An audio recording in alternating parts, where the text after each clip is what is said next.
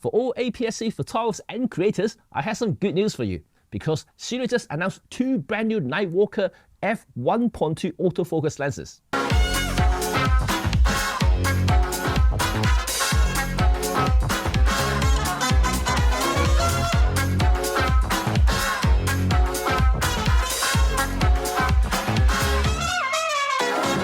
Hi, it's Cheng here from RED35. Today, I'm very excited to show you guys firsthand my experience and show you some sample footages from these two brand new lenses, the 16mm and the 75mm 1.2 Nightwalker series lenses.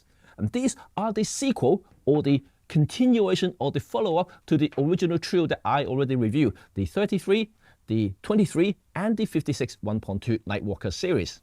If you haven't seen the review of the original trio Nightwalker series, the link is right up here.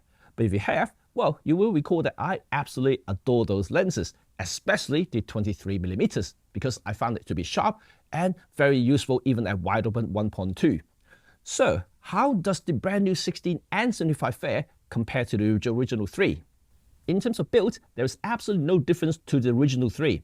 I found it to be very well constructed, especially the white. I love the white. This is what they call the ceramic coating, but now they have introducing another color, which is a silver, in addition to the original carbon black. So there are three colors to choose from compared to the original black or white versions in the original trio. So, you know, this is a matter of taste, but I do personally like the white series. I just find it to be, just a little bit different, and it kind of looks a bit quirkier on my ZFC. But the build, yes, the build is really fantastic. It's full metal body, and there is a little bit plastic here and there, but I don't think it's significant to call it bad, and compare very, very well with some of the premium native lenses from any of the big brands, to be quite honest. So, focusing ring, super smooth, and generally it's good. The only thing I would say that none of these lenses is weather sealed, and there is no AF/FM button. So that means that if you want to engage manual focus, you will have to do it via the manual or one of the dedicated buttons you have set your camera to. But apart from that, nothing to complain. When it comes to handling, the 16mm 1.2 compares very well with the 23 and the 33mm before that. And the 75, well, is rather fat and heavy, but when you look at the front element, well, you can expect it to be, because it's 1.2, it's got a huge glass element there, so it is a little bit fatter, a little bit heavier, and a little bit bigger in size. But overall, I wouldn't say the handling to be bad at all. I mean, like I said in the original Nightwalker series review, the handling should be quite perfect with the ZFC. Obviously, if you have a slightly heavier body, slightly bigger grip, you will find it to be slightly more comfortable. But overall, I have nothing to complain, especially after I see the images.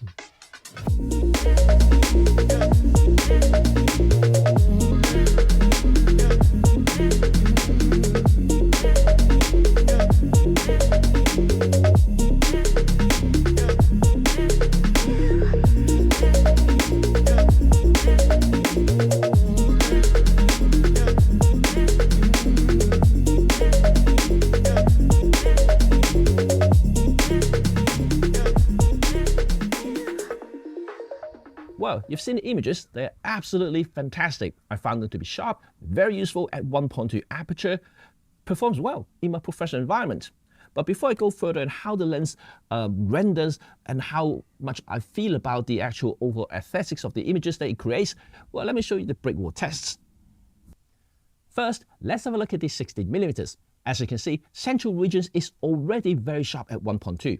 Stopping down will increase the micro contrast, resulting in more punchy images.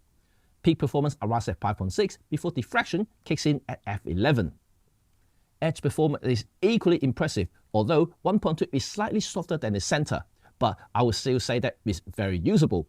Stopping down to 2.8 will give you edge-to-edge sharpness already. And again, peak performance arrives at 5.6 and diffraction comes in at f11. Now, let's have a look at the 75mm. As you can see, at 1.2, central region is already very sharp, giving you very detailed images for portrait purposes. However, stopping down to 2.8 will give you even sharper images. Again, 5.6 is the peak performance aperture, and diffraction won't see it until f11 or f16. Edge performance is slightly behind. At 1.2 to 1.4, you'll find the edge to be a little bit soft and a little bit smeared, resulting slightly lost in details. But stopping down to 2.8 will give you edge-to-edge sharpness, and peak performance around f8, diffraction comes at f11.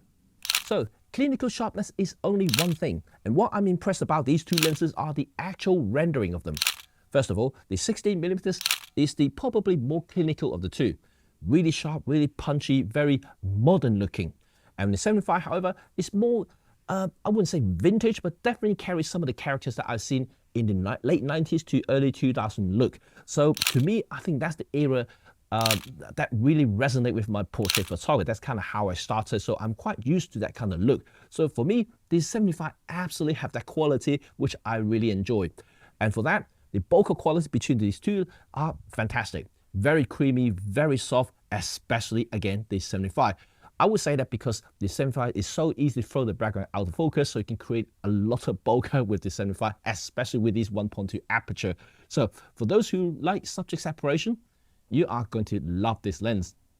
AF performances of these two lenses are simply impressive. Well, to be quite honest, I've used them on my professionals, like I said before, and I've tracking my subject moving in and out of the frame, and I found them to be very, very accurate. I would say probably as high as 90 to 95% hit rates, and I don't see any problem actually tracking them at all, even with my rather modest ZFC. So if you've got something slightly more sophisticated AF systems, faster AF algorithm for the body, you may actually achieve even better results. However, what I would say, conservatively speaking, that they're very good or probably adequate enough for 99% of the general purposes tracking anyway. So if you want to photograph your kids running around the playground, I don't think you're going to have any problem with them at all. Sharpness aside, chromatic aberration is another strong point with these Nightwalker lenses. Well, I found them to be very, very good indeed. I shot them in all kinds of lighting situations, backlit, high contrast scenarios, and I found them to be virtually none that I can notice. There is, of course, very, very faint purple fringing, but I wouldn't say that they are anything that I need to correct. You know, it's that good. So I just think that they're brilliant. There is vignette between these two lenses, and especially for 1.2 aperture, you're going to expect that anyway. So between 1.2 to 1.4, maybe even 1.8 for the 75, you will find some darker corners. But by 2.8, you're going to have a very even frame. So that is okay. Flare, once again, very good, and probably among some of the best ones out there. I wouldn't say top of the range, so kind of reflecting the price range anyway. So that is really good. But what I really like is that they do include some really nicely shaped hood, especially the 75 is nice, long and deep, which allow you to shade some of the side ray light strays, so to prevent some sort of flares if you are shooting a very, very bright day, for instance. So that is okay. Yeah, I mean, for that, I think that technically these lenses are very, very competent. Distortion is something that I would like to highlight to you. Well, the 16mm does exhibit a very tiny barrel distortion in the central region, so it's not entirely straight frame. So if you use the 16mm for something really architectural, for instance, with a lot of straight lines, I would probably have a little bit of reserve on using this particular lens right here.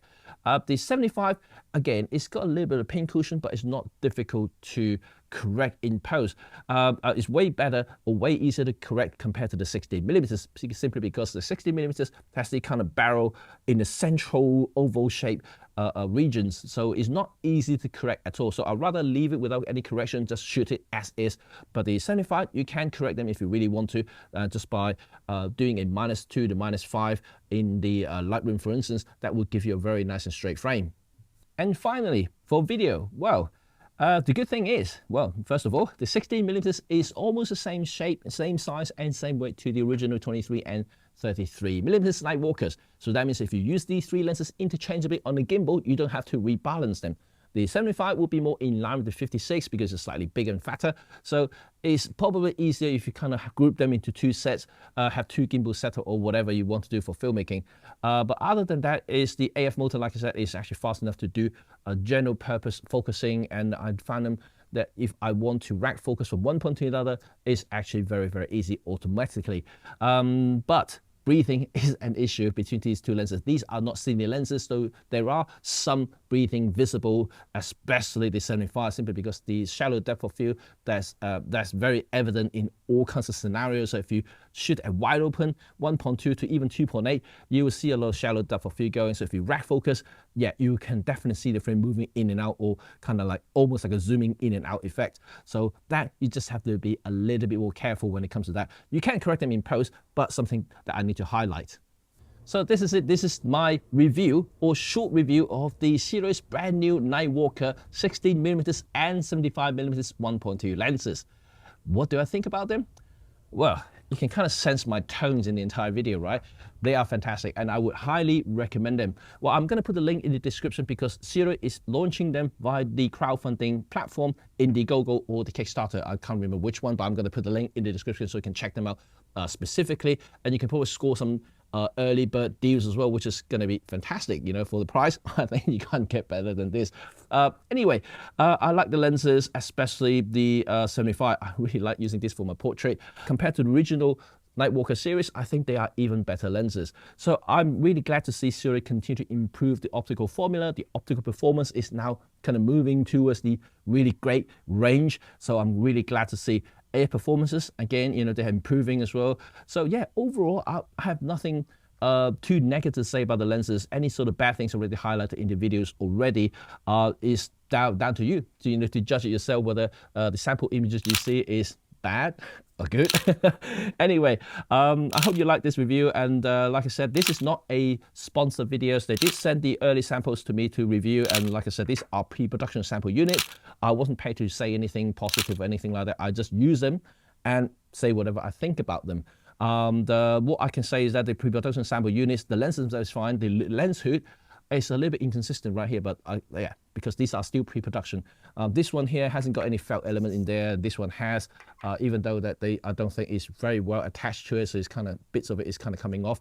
But you know, this is just a hood, so I'm not too bothered about that at the moment. But anyway, this is it. I'm pretty sure the production sample is going to be way better than what I have right here. But yeah, as a lens itself, yeah, nothing to complain. It's really, really good. So that's it, folks, and let me know in the comment section below what you think about them.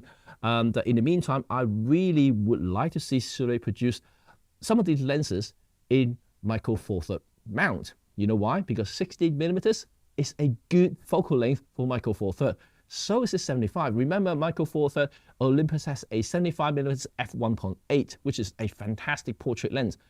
A 1.2. This is going to be a very, very good option here. So if they keep the price like this, you never know. But also another thing I would like to see Sirui does to the lenses is putting weather sealing to the lenses. So that will be another thing that I wish they are going to do in the very near future. So that's it, folks. Thank you very much for watching, and you know what to do now. Thumb if you like this video, and sub if you want to stay in touch with all things photography and filmmaking. Until next time, see you soon. Bye for now. Peace.